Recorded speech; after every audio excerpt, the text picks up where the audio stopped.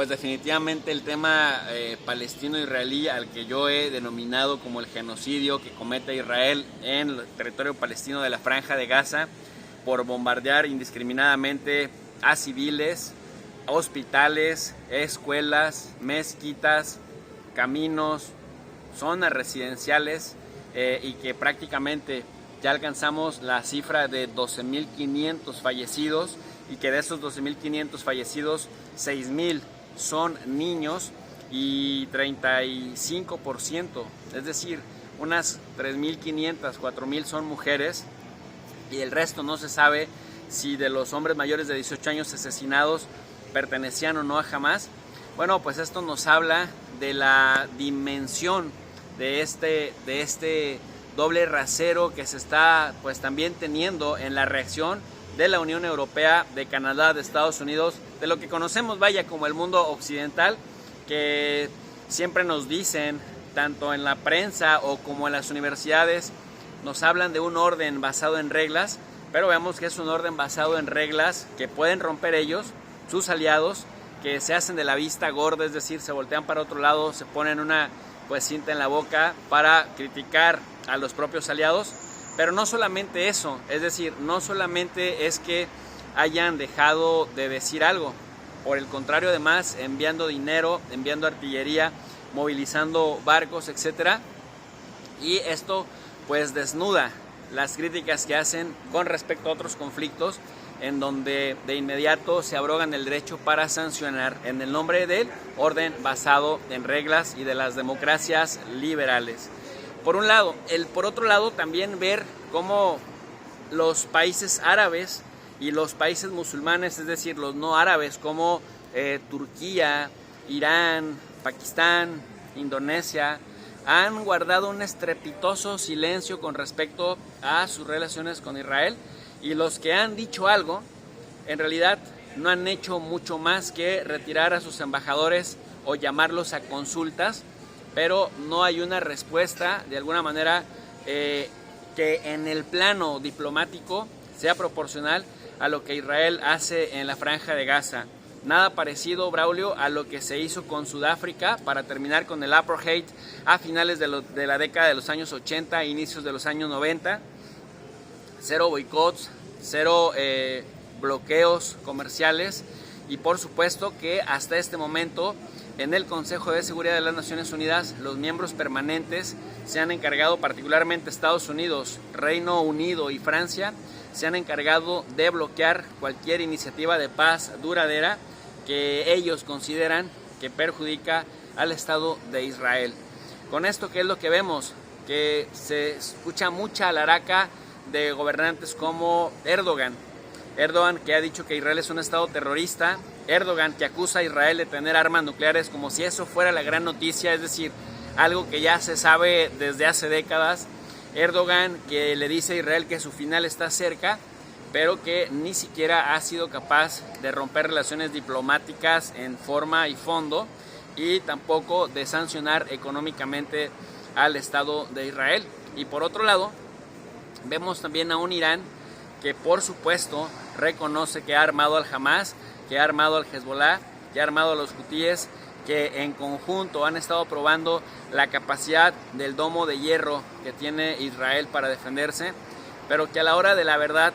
Irán, que ya recibió amenazas por parte de Francia y que ya recibió amenazas por parte del gobierno de Estados Unidos,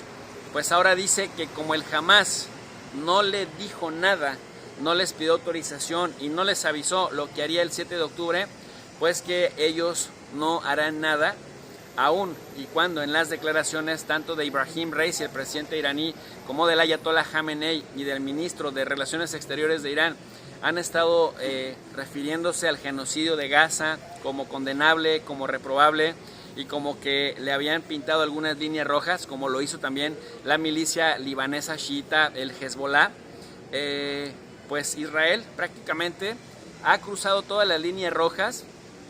y vemos que el frente palestino está completamente solo. Vemos a un Israel que ya lleva más de un mes que les cortó el agua a la Franja de Gaza, que les ha cortado la electricidad, el acceso a medicamentos y sobre todo el acceso también a combustibles. Las reservas que tenían las agotaron. Vemos también a un Israel tratando de justificar la infamia de los bombardeos de los hospitales. Braulio, a este momento en el que estamos hablando, ya solamente funcionan han destrozado 26 de 35 hospitales, es decir, ya nada más funcionan 9 hospitales. Y eso, por supuesto,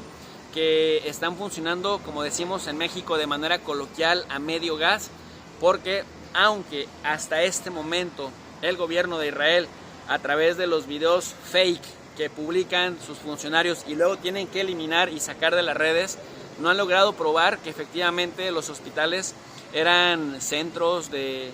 mando del Hamas. Por el contrario, han sido completamente pifias, en donde dicen que encuentran 2 o 3 armas, 4 o 5 armas. Si por ahí la gente me pregunta,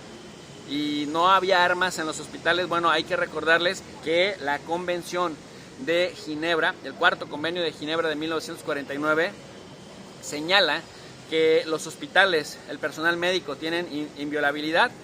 y que sí puede haber armas. ¿De qué manera? De manera que cuando llegan combatientes heridos, a los que están obligados a atender, por supuesto,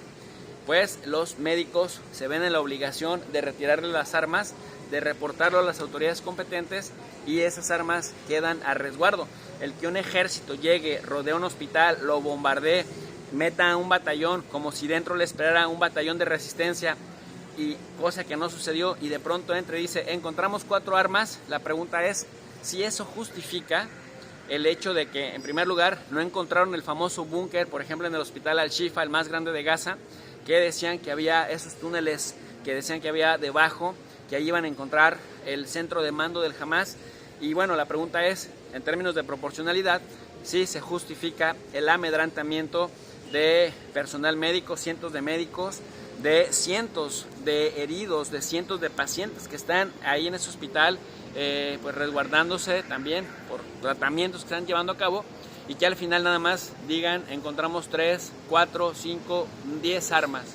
pero ningún comando, ningún centro de operaciones, y lo cual, bueno, pues desborda la narrativa, incluso documentada involuntariamente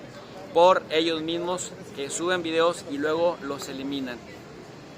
Los palestinos están más solos que nunca, pero el problema es que los palestinos no son el caso único. Los palestinos de mañana podríamos ser nosotros mismos en México. Los palestinos de mañana podrían ser los venezolanos frente a los británicos o frente a los estadounidenses. Los palestinos de mañana siguen siendo los saharauíes. El pueblo palestino, en ese sentido,